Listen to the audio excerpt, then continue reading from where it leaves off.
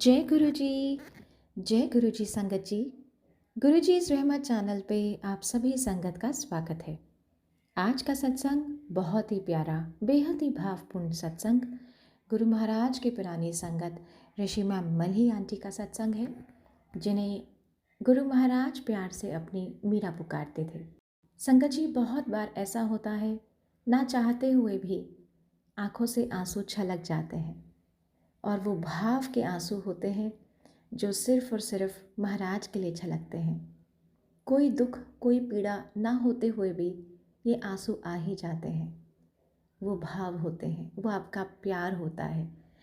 ऐसा ही कुछ आंटी ने महाराज से पूछा कि क्यों ऐसा होता है, और ध्यान से सुनिएगा संगत जी।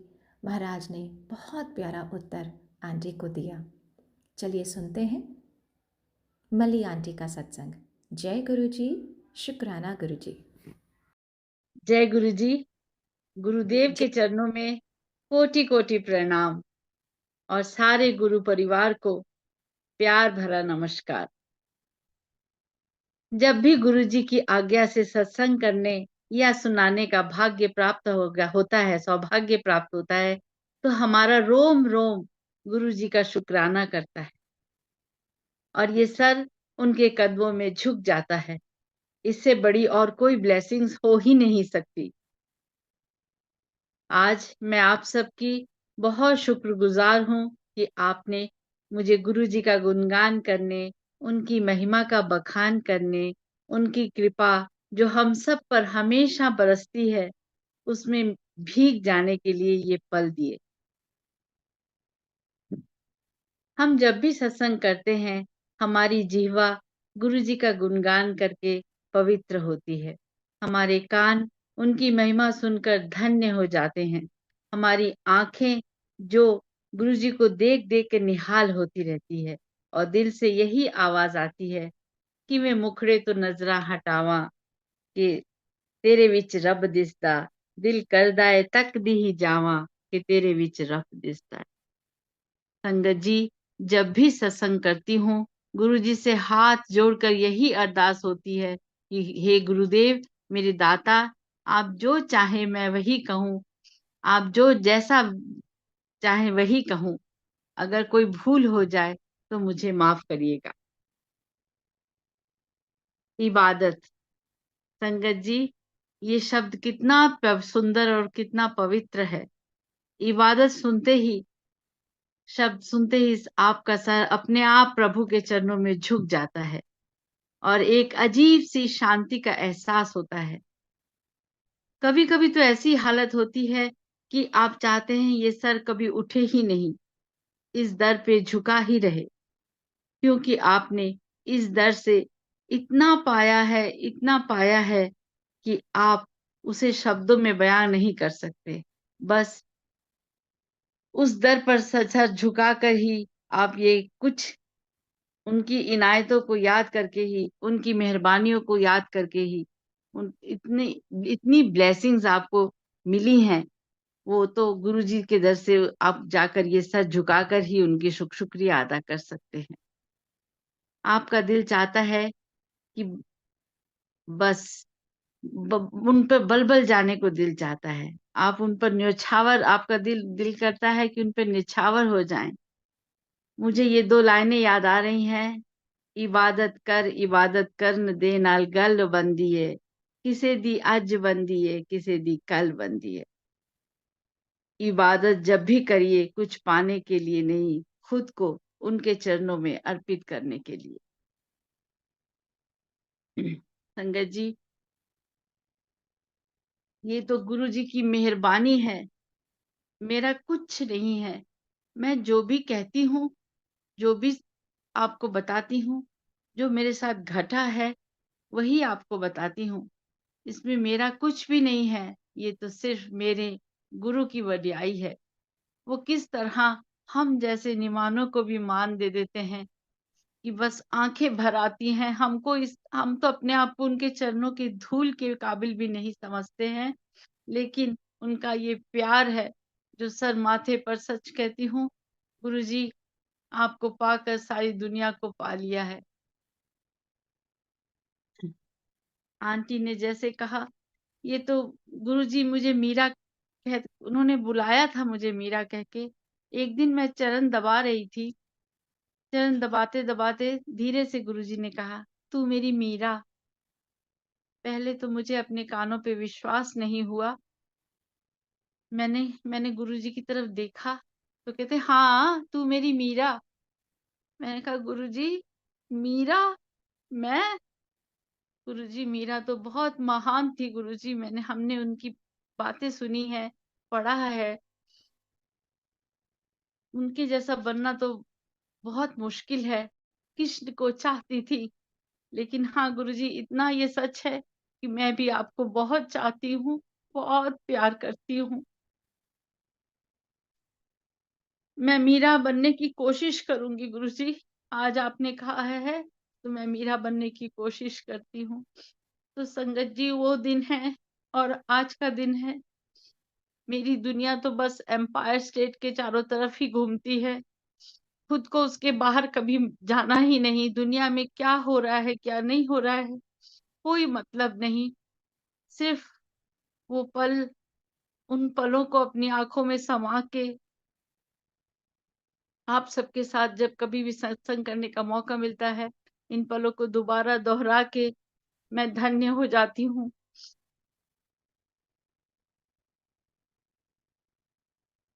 गुरुजी कहते थे कि तुम मेरी शरण में हो तो ये मत समझना कि तुम्हारी ज़िंदगी में दुःख, तकलीफ, परेशानियाँ, बीमारियाँ नहीं आएँगी। सब कुछ होगा, लेकिन ये मत भूलना कि तुम मेरी शरण में हो। मैंने खाली 10% तुमको भुगतने के लिए कह रहा हूँ, बाकी सब मैं अपने ऊपर ले सकता हूँ। तो सोचिए संगत जी, कौन ऐसे गुरु हैं जो 90% हमारे सब कुछ अपने ऊपर ले लेते हैं और सिर्फ 10% ही हमें भोगना पड़ता है।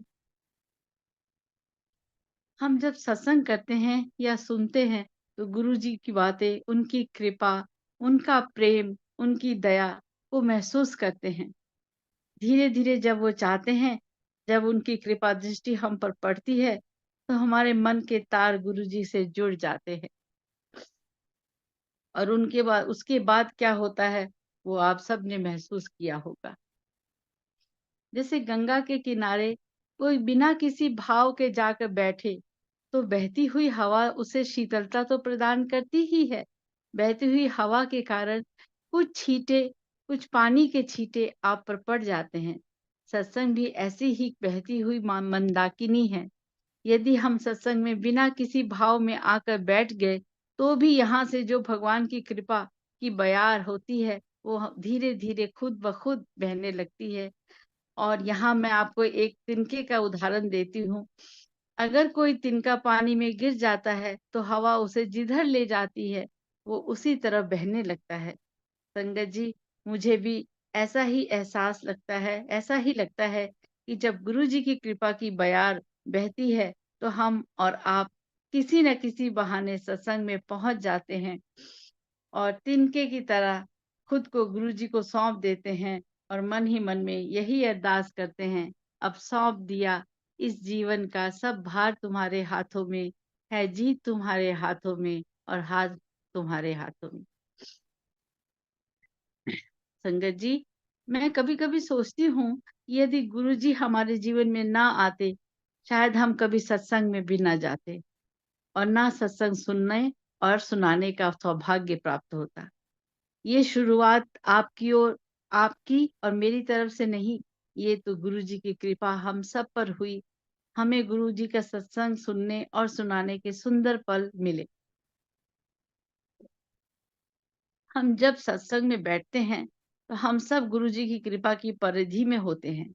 हम सत्संग में खुद नहीं जाते, हमें गुरुजी की कृपा ले जाती है। इसलिए जब भी सत्संग रूपी गंगा में नहाने का सौभाग्य प्राप्त हो, आनंद लीजिए और तन, मन और आत्मा को उसमें डूब जाने के लिए जाने दीजिए और जो-जो अमृत बरसता है, उसे सिर्फ महसूस कीजिए। मुझे याद आ रहा है, मैं उस दिन एम्पायर स्टेट गई थी, तो गुरुजी कहने लगे, मैं चरण की सेवा कर रही थी, तो गुरुजी कहते, मल्ली आंटी 14 तारीख नू बड़े मंदिर आना हैगा, एक बस भर के संगत लेके आई। मैं अपने मन में सोचूं कि एक बस भर के संगत लेके जाऊं, कौन, मैं तो फरीदाबाद में रहती थी और उस समय इतनी संगत तो नहीं थी, बस 4-5 जने हम लोग जाते थे। मैंने कहा अब ये बस कैसे भरूंगी, क्या करूंगी, बस गुरुजी ने कहा है तो जी कह के, जी हाँ गुरुजी कह के मैं वापस जब घर आई तो सोचने, गाड़ी में बैठे बैठे कार में सोचती रही, लेकिन मुझे ये नहीं मालूम था कि जिसने कहा है कि बस भर के लाना, वो खुद ही इंतजाम भी कर देगा बस भरने का, मुझे कुछ भी नहीं करना पड़ेगा। और सचमुच संगत जी, मैंने जिसे भी कहा वो राजी हो गया और इस तरह मेरी बस भर गई और हम बड़े खुशी-खुशी उस दिन 14 अप्रैल को, 13 अप्रैल या 14 अप्रैल को, हाँ, तो वहाँ पे गए गुरुजी के बड़े मंदिर। बहुत रश था, गुरुजी बैठे हुए थे, तो मुझे देखा, मैंने प्रणाम किया, कहंदे आ गई हैं? मैंने कहा हाँ जी गुरुजी। बस ले आई हैं भर के? मैंने कहा हाँ जी गुरुजी, जा कल्याण कीता। तो गुरुजी की छोटी-सी आज्ञा का पालन करने में भी इतना आनंद आता है और उसके बदले वो क्या दे या ना दे ये मत सोचिए, बस उस आनंद को महसूस करिए। और इस तरह उस दिन जो भी संगत गई उसने कहा हाँ, हमें बहुत अच्छा लगा, हमें बहुत अच्छा लगा। ये जो भी पल गुरुजी के चरणों में बीते हैं, वो अनमोल है। एम्पायर स्टेट तो आँखों से मेरे चंदन की तरह, खुशबू गुलाब की तरह महक महक जैसे जीव सीप में मोती होती है, ऐसा लगता है। जब भी गुरुजी के साथ बीते पलों को सबके साथ शेयर करती हूँ, तो दिल कभी-कभी कहता है, कोई लौटा दे मेरे बीते हुए दिन वो हाय, प्यारे पल छिन। और कभी दिल गुनगुनाने लगता है, लहरों की तरह यादें दिल से टकराती हैं, तूफान उठाती हैं, लहरों की तरह यादें। सचमुच संगत जी, ये जो यादें हैं वो अनमोल हैं। हम जब जितना इनको याद करते हैं, जितना हम इनको दोहराते हैं, उतना ही आनंद आता है। संगत जी, एक सत्संग में आपको से अब शेयर करने जा रही हूँ। गुरुजी के सब मैं आपको बताती हूँ, मैंने सचमुच कहती हूँ, गुरु के दरबार में मैंने और कुछ नहीं किया है। सारी संगत के सत्संग सुनती हूँ, इतना अच्छा लगता है कि कौन किसने गुरु के साथ क्या किया, क्या नहीं किया। लेकिन मैंने सिर्फ़ और सिर्फ़ गुरुजी की, जब गुरुजी की इच्छा होती थी, वो मुझे बुला लेते थे और अपने चरणों की सेवा दे देते थे। मैं बस अपने आप को धन्य मानती हूँ कि उन्होंने मुझे अपने चरणों की सेवा दी और चरण दबाते-दबाते ना, मैं पता नहीं कौन-सी दुनिया में खो जाती थी। उस समय चरण दबा रही थी, तो गुरुजी कहते, "मल्ली आंटी, आज तू मंगला, तेनू की चाहीदा?" मैं तो एकदम हैरान हो गई। मैंने कहा, "गुरुजी, मुझे मुझे कुछ नहीं चाहिए गुरुजी, मेरे पास आप है, आपसे बढ़कर मेरे लिए और कुछ है ही नहीं। नहीं गुरुजी, मुझे कुछ नहीं चाहिए।" फिर गुरुजी ने कहा, मांग ले। मैंने फिर वही जवाब दिया कि गुरुदेव, आपके होते आपसे बढ़कर और कौन-सी चीज़ है जो मैं माँग लूँ? नहीं, मुझे कुछ नहीं चाहिए। जब गुरुजी ने थर्ड टाइम कहा, तो मुझे याद आया कि गुरुजी कोई भी कुछ भी कहते हैं, 3 बार ही कहते हैं। तो मैंने सोचा, अब तो कुछ कहना ही पड़ेगा, कुछ माँगना ही पड़ेगा। लेकिन उस समय मैं इतनी घबरा गई थी, समझ नहीं आ रहा था क्या माँगूँ, क्या करूँ? मैंने हाथ जोड़ दिए गुरुजी के आगे और उनसे कहा, गुरुदेव, आप कह रहे हैं तो मैं ये माँगती हूँ कि मैं जब भी आपको याद करूँ, आप मेरे पास आ जाइएगा। तो गुरुजी ने कहा, अपना हाथ आगे बढ़ा दिया और मेरे हाथ में अपना हाथ रख दिया और कहते, प्रॉमिस। और संगत जी, ये प्रॉमिस वाला भरा हाथ मैं आज भी महसूस करती हूँ कि उन्होंने जो कहा है मेरे ईश्वर ने, वो कभी झूठ हो ही नहीं सकता। और सचमुच हर पल गुरुजी को अपने चारों तरफ महसूस करती हूँ। सिर्फ एहसास है ये, रूह से महसूस करो, प्यार को प्यार ही रहने दो, कोई नाम ना दो। संगत जी, मैंने गुरु के दरबार में कुछ नहीं किया है, मुझे कुछ आता ही नहीं है। सिर्फ और सिर्फ उनसे प्यार किया है।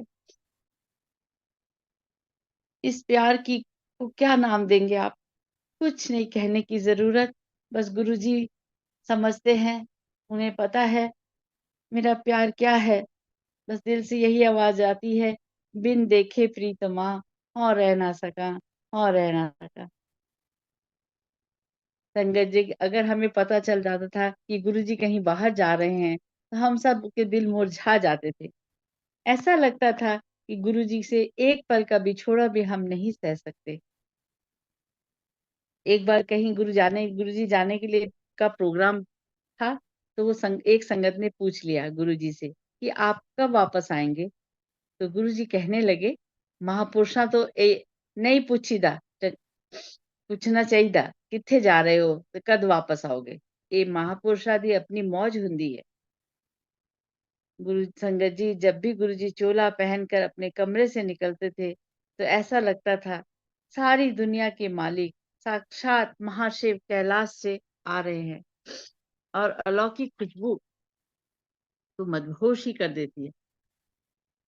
हम सब हाथ जोड़कर ललचाई नजरों से गुरुजी के निहारते रहते थे। जब गुरुजी अपनी गद्दी पर बैठ जाते थे, तो लगता था सूर्योदय हो गया है। हमारे सामने सूरज का तेज है और सारी संगत सूरजमुखी की तरह गुरुजी को निहारने लगती थी और पलक झपकने का भी मन नहीं करता था। यहाँ सूरज का जिक्र हुआ तो आपके साथ एक सत्संग शेयर करती हूँ। ये सत्संग मेरा नहीं, एक अंकल का है। उन्होंने कहा था, तो रात को हम लोग उनको वो थोड़े से संगत लेके गुरुजी बड़े मंदिर गए। सब लोग बैठे हुए थे, 2 बज गए थे। इतने में गुरुजी ने उस अंकल को उठाया, उन अंकल को उठाया और उनसे, सुन, बाहर जाके देख क्या सूरज उग उग गया हैगा? कहता, उन्होंने कुछ नहीं कहा और चुपचाप से उठ के खड़े हो गए। फिर गुरुजी ने, किथे जा रहे हैं? गुरुजी तुसी क्या ना देख के आन सूरज उगया है कि नहीं? कहते हाँ, तेरे प्यो ने सूरज उगाया राती 2 बजे। चुप करके बैठ जा। तो ये तो गुरुजी की आज्ञा थी ना। उन्होंने, देखिए, गुरुजी ने उनकी परीक्षा ली कि वो आज्ञा मानते हैं या नहीं मानते, या अपनी बात कहते हैं कि गुरुजी रात को 2 बजे सूरज कैसे उगेगा। लेकिन अगर ईश्वर चाहे तो रात के 2 बजे भी वो सूरज को निकाल सकता है। शब्द और गुरबानी का रस हम सब पीते थे और फिर महसूस अमृत जैसा लंगर एक थाली में 4 जने बैठकर एक साथ खाते थे। उस दिन प्रणब मुखर्जी गुरुजी से मिलने पहली बार आए। पहले तो गुरुजी ने मुझसे कहा, एनू अपना सत्संग सुना तो महापुरुषा दे बारे च दस। मैंने उनके पास बैठकर सत्संग किया। जब लंगर लगा तो प्रणब मुखर्जी साहब और उनका ड्राइवर, मैं और एक और अंकल, हम लोग चारों हमें एक थाली मिली। उनका ड्राइवर तो खा नहीं रहा था। बेचारा सोच रहा था कि साहब के साथ बैठना ही बहुत बड़ी बात है और फिर उन्हीं की थाली में बैठकर उनके साथ खाना तो शायद उसने सपने में भी नहीं सोचा होगा। मैंने उनसे 2-3 बार रिक्वेस्ट की तो उसने लंगर खाया। संगत जी, गुरु के दरबार में क्या राजा, क्या रंग, सब बराबर। वहाँ कोई छोटा नहीं, कोई बड़ा नहीं। ये हमारी अपनी ही सोच है, कितनी छोटी है। हम ना जाने क्या-क्या सोचते हैं और क्या-क्या करते हैं। ये छोटा-बड़ा, अपना बेगाना, ऊंच-नीच के भाव तो हम लोगों में भरे हुए हैं। परमात्मा की नजरों में तो सब बराबर है। तभी तो उसे ईश्वर को हम समदर्शी कहते हैं। इसलिए गुरुजी ने हमें समझा दिया कि कुछ छोटा नहीं, कुछ बड़ा नहीं, सब बराबर है। गुरुजी हमेशा कहते थे कि अपनी जब जहाँ जूते उतारते हो वहाँ अपनी अकल भी उतार छोड़ के आया करो। क्योंकि हम सब खुद खुद को बहुत समझदार और इंटेलिजेंट समझते हैं, लेकिन हमारी औकात कहाँ है? ये गुरुजी क्या है, ये गुरुजी ही जानते हैं। गुरुजी कहते थे, "तुसी जब मेरे कोल आंदे हो तो ਤੁਹਾਡੇ अगले पिछले सारे जन्मां दे एक्सरे मैं कढ लैंदा है।" इसलिए हम सब जानते हैं कि गुरुजी से कुछ भी छुप नहीं सकता। वो तो जानी जान है, अंतर्यामी है। एक बार गुरुजी ने अपने स्वरूप बाँटे थे, तो उस दिन मैं नहीं गई थी। तो गुरुजी ने वो स्वरूप गुरुजी ने विप्पी अंकल को बोल के अपने उनके पास रखवा दिया था। नेक्स्ट डे नेक्स्ट थर्सडे को जब मैं गई, तो मैं बैठी हुई थी। इतने में विप्पी अंकल आए, उनके हाथ में एक बड़ी-सी मैंने गुरुजी की वो थी, स्वरूप था बड़ा-सा। उन्होंने मुझे कहा, "मल्ली आंटी, ये गुरुजी ने आपके लिए रखवाया है। उस दिन गुरुजी ने ये स्वरूप बाँटे थे, तो ये एक आपके लिए रखवाया है।" मैंने तो उनके हाथ से लिया और गुरुजी को प्रणाम किया और अपनी छाती से लगा के वो स्वरूप मैं बैठी रही और आँखों से झरझर, झरझर आँसू निकलते रहे कि मेरे दाता तू कितना प्यार करता है। मुझे ही नहीं, सारी दुनिया को यही महसूस होता है कि गुरुजी उनको ज़्यादा प्यार करते हैं, उनको ज़्यादा प्यार करते हैं। लेकिन नहीं संगत जी, गुरुजी की नज़रों से आप देखिए तो उनकी नज़रों में सब बराबर है। इस सत्संग से हमें ये समझ आता है कि छोटी से छोटी और बड़ी से बड़ी बात भी गुरुजी जानते हैं। संगत जी, जीवन में जैसी भी परिस्थिति हो, हमें घबराना नहीं चाहिए, किसी बात की चिंता नहीं करनी चाहिए, क्योंकि हम तो गुरुजी के चरणों में हैं, हर हाल में विश्वास रखना चाहिए, बस। गुरुजी कई बार हमारी परीक्षा भी लेते हैं, उस वक़्त भी हमें किसी बात की चिंता ना कर, सिर्फ़ गुरुजी का ध्यान करना चाहिए। हमें हर हाल में दाता का शुक्राना करना है। बस ये विश्वास रखना है कि जिसने आज तक सँभाला है, वो आगे भी सँभालेगा और उसे पुकारते रहिए, पुकारते रहिए। इस पुकार में इतनी दर्द, इतना प्यास होनी चाहिए कि तुझको पुकार रहे, आओ, आओ रसिया, सब दुःख दूर हुए जब तेरा नाम लिया। सचमुच गुरुजी का नाम लेते ही सारे दुःख, दर्द कहाँ छूमंतर हो जाते हैं, पता ही नहीं चलता।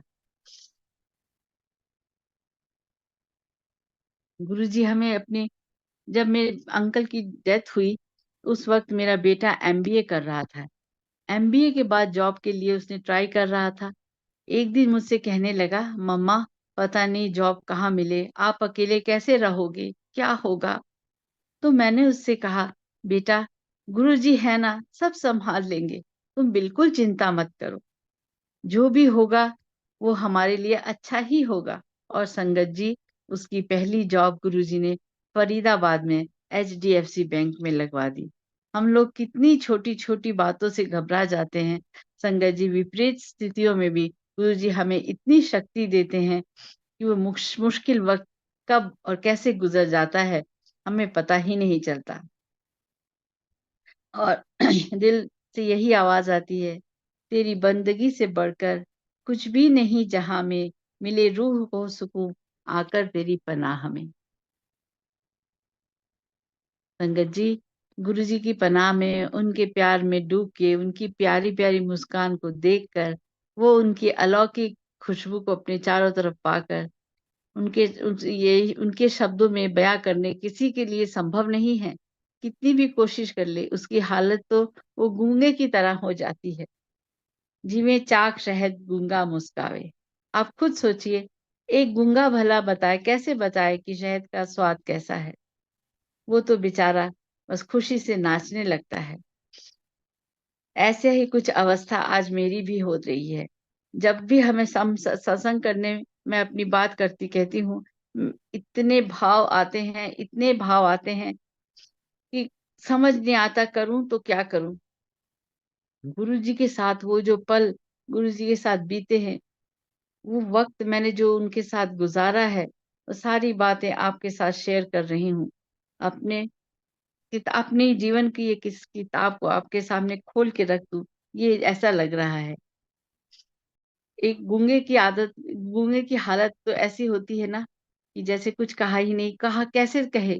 तो उस समय मुझे ये गाना याद आता है कि तुझको देखा है मेरी नज़रों ने, तेरी तारीफ हो मगर कैसे, ना जुबां को दिखाई देता है, ना निगाहों से बात होती है, ज़िक्र होता है जब कयामत का, तेरे जलवों की बात होती है, तू जो चाहे तो दिन निकलता है, तू जो चाहे तो रात होती है।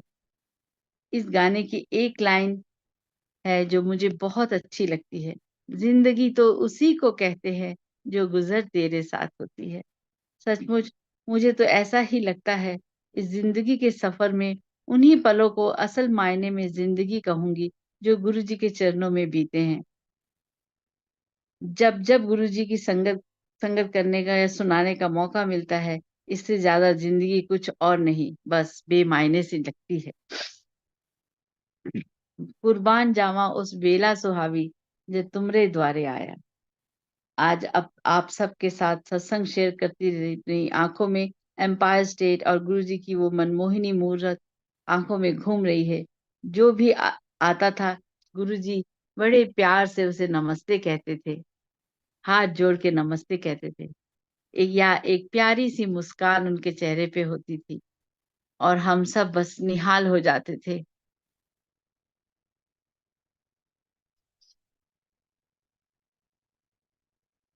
आज गुरुजी ने सत्संग करने का ये मौका दिया है, या यूँ कहूँ कि जब उनकी कृपा दृष्टि मुझ पर पड़ी, तो मुझे ऐसा लगता है कि मैं तो पानी की एक छोटी-सी बूँद और मुझे आज्ञा हुई है कि मैं सागर की गहराई के बारे में बताऊँ। आप बताइए, मैं कैसे बता सकती हूँ? उस वक़्त मैं अपने मन में गुरुजी को याद करके, उन्हीं से प्रार्थना करके, उन्हीं से हिम्मत माँगती हूँ और जो चाहते हैं, वही बोलने लगती हूँ। सचमुच गुरुजी की महिमा का वर्णन शब्दों में करना तो बहुत मुश्किल है। गुरुजी की कृपा से ही जब हमारे जीवन में गुरुजी आए, तो उन्होंने हमें समझाया कि गुरु का क्या महत्व है। साक्षात शिव का जब गुरुजी ने हमारे रूप में आए, जीवन के हमें हमारे में शिव के रूप में हमारे में आए, ऐसा लगता है कि सिर्फ़ और सिर्फ़ एक ही कारण था, हम सबका कल्याण करना। गुरुजी को पाना हमारे पुण्य कर्मों का फल तो है ही, लेकिन मैं समझती हूँ पुण्य कर्मों से भी बढ़कर गुरुजी की कृपा है। उनकी कृपा के आगे हमारे पुण्य तो कुछ भी नहीं है। संगत जी, मैं हमेशा कहती हूँ कि जो भी सत्संग करती हूँ, मैं उसमें मेरी मल्ली आंटी को कुछ भी नहीं, चरणों की धूल समझती हूँ और मेरे सत्संग अगर कुछ है तो वो है मालिक का गुणगान, उसी की महिमा, उसी की लीलाएँ, उसी का प्यार जो वो हम सब पे लुटाते और हम निमानों को भी मान देते हैं। इतने दयालु हैं। शुक्राना शब्द भी बहुत आगे बहुत छोटा लगता है, लेकिन दूसरा कोई शब्द हमें पता ही नहीं। इसलिए सर झुकाकर, हाथ जोड़कर उनसे अरदास है कि हम हे मालिक, हमें बख्श देना, क्योंकि तू है ही बख्शनहार। आइए आप सबके साथ एक सत्संग और मैं शेयर करती हूँ। आप सबने सत्संग के शेयर तो किए हैं, लेकिन ऐसा लगता है ये तो पहले भी सुना है। लेकिन मैं समझती हूँ कि एक बार नहीं, हज़ार बार भी सुनने को हमें मिले, उसी प्रेम भाव में डूब कर ही सत्संग को सुनना चाहिए। क्योंकि सत्संग में तो बस किसी और का ज़िक्र होता ही नहीं, उस परमात्मा का ही गुणगान है, उसी की महिमा है, उसी की लीलाएँ हैं, जो हमें जीवन जीने की कला सिखाती हैं। ये अनमोल जीवन जो हमें मिला है, कहीं यूँ ही व्यर्थ ना चला जाए। एक बार मैं जब गुरुजी के दरबार में जाती थी, अपनी आँखों से बस मैं आपसे क्या बताऊँ, ये आँखें बस बहने लगती थी। गुरुजी को देखती थी और बहने लगती थी। मैंने कितनी बार पोंछ के चुपचाप से बैठती थी। एक दिन मेरी बेटी मेरे साथ गई, तो कहने लगी, "मम्मी रो मत, चुप करो।" "क्यों रो रहे हो?"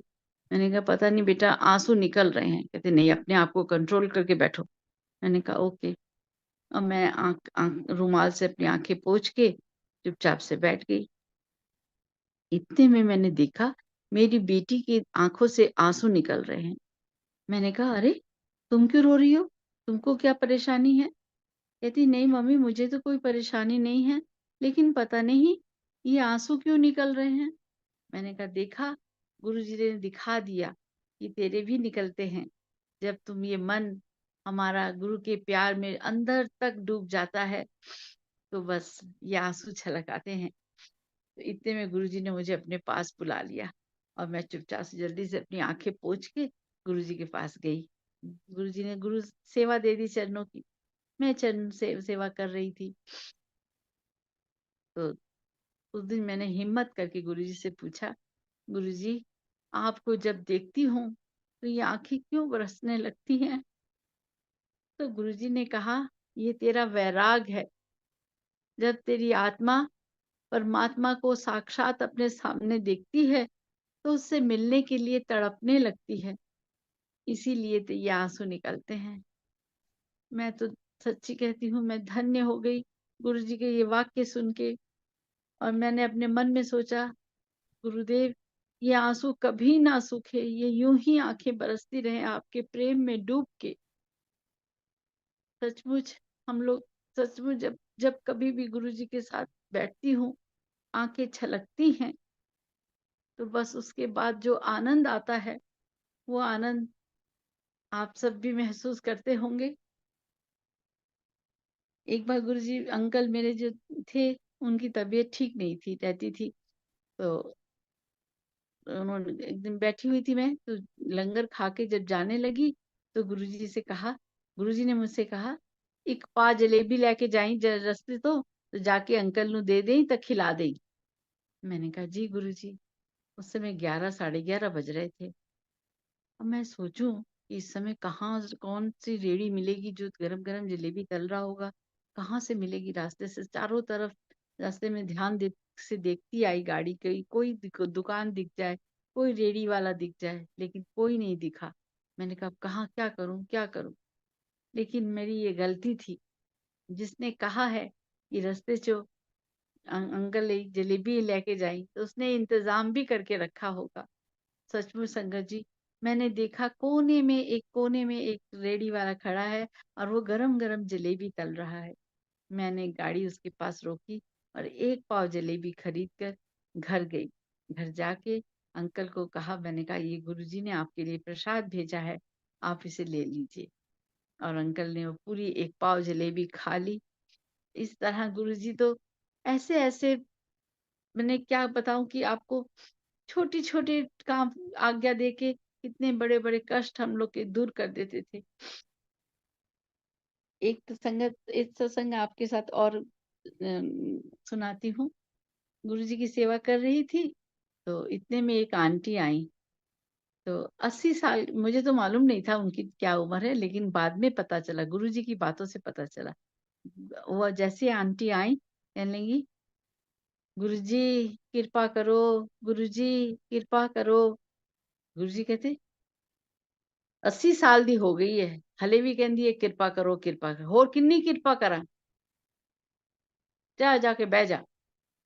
तो बस हम लोग तो यही चाहते हैं कि गुरु जी बस कृपा करते रहे और कुछ ना करे। तो सचमुच संगत जी, उनकी कृपा तो हमें चाहिए, बस बिन दिल को बिल्कुल खाली करके जब भी उनके दरबार में जाए, कुछ मांगने के लिए नहीं, इस दिल को उनके प्यार से भरने के लिए। बस ये दिल उनके प्यार में डूबा रहे, हम सब यही चाहेंगे। अब मैं और क्या सुनाऊँ, समझ नहीं आ रहा है। लेकिन हाँ, संगत जी, बस इतना ही कहूँगी कि गुरुजी से जो भी पल हम लोग को अनमोल मिले हैं, ये अनमोल पल हमारे जीवन की बैंक बैलेंस है। ये हमेशा हमारे लिए हमें याद रहेंगे। और गुरुजी के द्वारा जो प्यार, जो मोहब्बत हमने सीखा है, वो बस अपने दिल में समा के रखे। ये प्यार कभी कम ना हो। मैं तो बस यही चाहती हूँ कि गुरुजी इस प्यार में, इस इस में मुझसे कहा नहीं जा रहा है। अपने आप को इस प्यार को अपने इस प्यार में अपने मन को इतना डुबो दीजिए कि आपको खुद की होश ही ना रहे कि आप कहाँ हैं। तो सचमुच बहुत दयालु, बहुत कृपालु हम सब पे गुरुजी कृपा करें। और आप सबका भी बहुत-बहुत शुक्राना है, जिन्होंने इतने प्यार से आज मेरा ये सत्संग सुना है। और आप सबका बहुत-बहुत धन्यवाद देती हूँ कि आप सब संगत का इस प्लेटफ़ॉर्म का भी संगत जी, आज ये बस इससे पहले कि मैं ये अपने सत्संग को विराम दूँ, बस इतना ही कहना चाहूँगी, प्यार के पल जो हमें गुरुजी से मिले हैं, उसका एहसास ही काफ़ी है, बाकी ज़िंदगी शुक्राने में निकल जाए, यह अरदास ही काफ़ी है। जय गुरु जी। शुक्राना गुरु महाराज का, बहुत बहुत शुक्राना। Thank you so much aunty, इतना प्यारा भावपूर्ण सत्संग सुनाने के लिए। आई एम श्योर महाराज की असीम कृपा आपके और आपके पूरे परिवार पर है। उम्मीद करूंगी कि सभी संगत पर महाराज की कृपा दृष्टि यूं ही बनी रहे। उम्मीद करूंगी कि आपके सत्संग के द्वारा बहुत सी संगतों को आज उनकी परेशानियों का हल ज़रूर मिला होगा। इसी के साथ जय गुरु जी, शुक्राना गुरु महाराज।